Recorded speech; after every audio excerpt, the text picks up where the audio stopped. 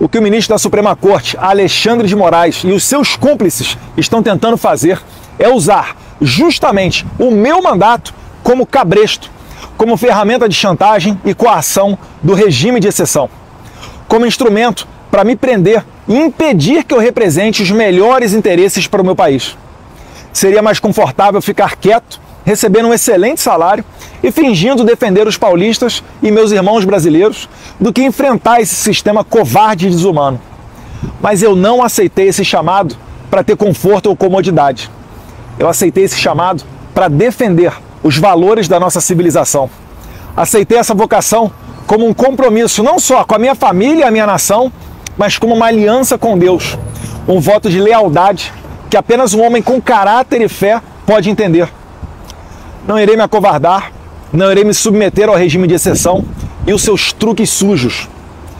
Assim sendo, da mesma forma que eu assumi o mandato parlamentar para representar a minha nação, eu abdico temporariamente dele, para seguir bem representando esses milhões de irmãos de pátria que me incumbiram dessa nobre missão. Irei me licenciar sem remuneração para que possa me dedicar integralmente e buscar as devidas sanções aos violadores de direitos humanos. Aqui, poderei focar em buscar as justas punições que Alexandre de Moraes e a sua Gestapo da Polícia Federal merecem. Vocês, homens de geleia, pequenos e vaidosos, não estão acostumados a lidar com homens de convicção. Acharam que iam me chantagear com os benefícios e regalias do cargo. Não poderiam errar mais miseravelmente. Os melhores parlamentares, verdadeiramente vocacionados, não são figuras caricatas apegadas aos títulos da burocracia. Abro mão de cabeça erguida de toda essa pompa para seguir firme na minha missão de trazer justiça para todos os tiranos violadores de direitos humanos mais básicos. Eu estou falando de vocês, os psicopatas que prenderam mães de família, idosas, trabalhadores e todo tipo de pessoa comum e inocente. Irei abraçar esse sacrifício com entusiasmo. Focarei 100% do meu tempo nessa única causa: fazer justiça.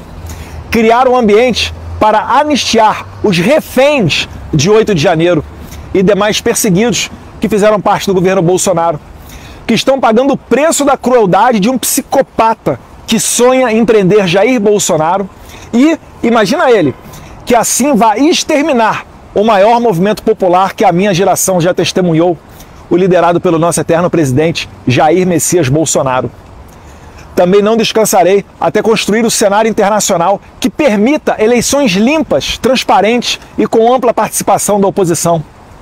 Não existe democracia num país que age como a Suprema Corte da Romênia ou a narcoditadura da Venezuela de Nicolás Maduro, onde os líderes da oposição, que arrastam multidões nas ruas, sejam impedidos de concorrer por conta de eufemismos desavergonhados de tiranos. Ressalto que a minha posição de deputado federal, ainda mais tendo sido o mais votado de toda a história do Brasil, bem como filho do presidente mais popular da história recente do país, me facilitava sim a abertura de portas internacionais. No entanto, essas portas já estão abertas. Agora, necessito de tempo e dedicação integral para seguir trabalhando e representando não só os paulistas, mas todos os brasileiros. Nessa jornada, só tenho a agradecer a Deus. Um filme passa na minha mente e entendo quão extraordinária é a providência divina. Poucos sabem disso, mas no mesmo dia que os deputados do PT peticionaram a PGR requisitando apreender o meu passaporte, em 27 de fevereiro, eu estava voando com a minha família para os Estados Unidos, num voo que eu havia comprado poucos dias antes. Provavelmente, nem o PT e nem Alexandre de Moraes esperavam que eu fosse passar o feriado de carnaval fora do Brasil, já que eu havia recém-retornado de minha viagem dos Estados Unidos 2 dias antes, em 25 de fevereiro. Eu não tenho nenhuma dúvida que Deus, em sua infinita sabedoria e bondade, protegeu a mim e a minha família, para que a minha missão de trazer justiça não fosse interrompida por esquemas e planinhos dos canalhas de ocasião. Dessa maneira, nunca imaginei que eu faria uma mala de 7 dias para não mais retornar para minha casa. Mas hoje, vejo com clareza que Deus está me mostrando o caminho. Tenho certeza que o meu eleitor também entende que o meu trabalho, nesse momento, é muito mais importante aqui nos Estados Unidos do que no Brasil. Como defendia o professor Olavo de Carvalho, não se combate uma ditadura vivendo dentro dela. Todos no Brasil sabem que Alexandre de Moraes é capaz de fazer qualquer coisa, ainda que notoriamente ilegal ou inconstitucional, mesmo que exista um parecer contrário da PGR, como, aliás, ele já fez no passado.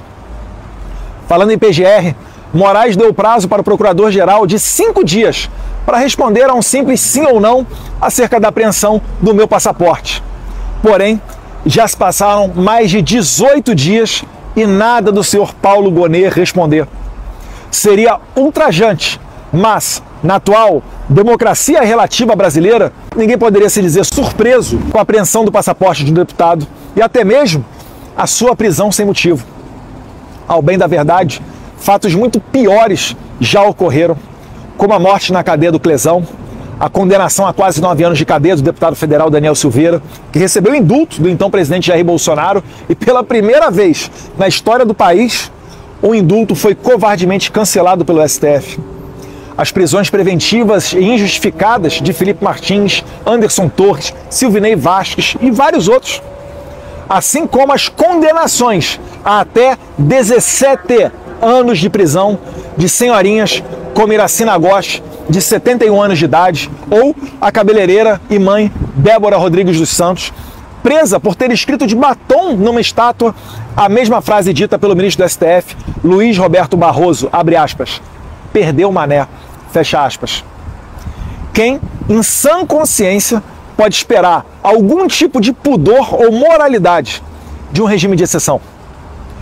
Como alguém pode esperar a justiça vinda de um pedido para prender o meu passaporte feita por deputados do PT e encaminhado diretamente para as mãos do Alexandre de Moraes sem sorteio ou distribuição? Ou seja, serei julgado por um inimigo declarado, pela mesma pessoa que eu tenho denunciado aqui no exterior